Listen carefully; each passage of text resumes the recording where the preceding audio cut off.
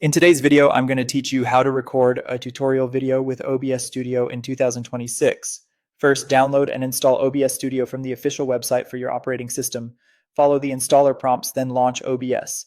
When it opens, you'll see panels for scenes, sources, the audio mixer, and controls. Start by creating a new scene so everything you add stays organized. Give it a clear name so you can find it later. Next, we'll capture your screen. In the sources box, click the plus icon and choose Display Capture. This records whatever is on your monitor, which is ideal for tutorials. If you use multiple screens, pick the correct display in the pop-up so you're capturing the one you'll present from. To include your camera, click the plus icon in Sources again and select Video Capture Device.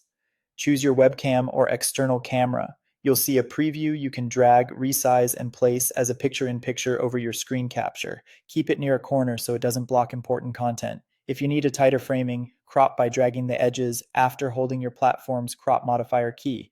Now add your microphone. Click the plus icon again and select Audio Input Capture, then pick the mic you want to use. For computer sound, such as app demos or system audio, add Audio Output Capture and choose the device that plays your system audio. This ensures viewers hear both your voice and your computer. Before recording, open Settings and go to Output. Choose a recording path where your files will be saved and set the format to MKV or MP4. MKV is safer against file corruption if something crashes. MP4 is widely compatible. Either works great for tutorials. Head to Settings, then Video. Set both the base, canvas resolution, and the output, scaled resolution to match your monitor for the sharpest results.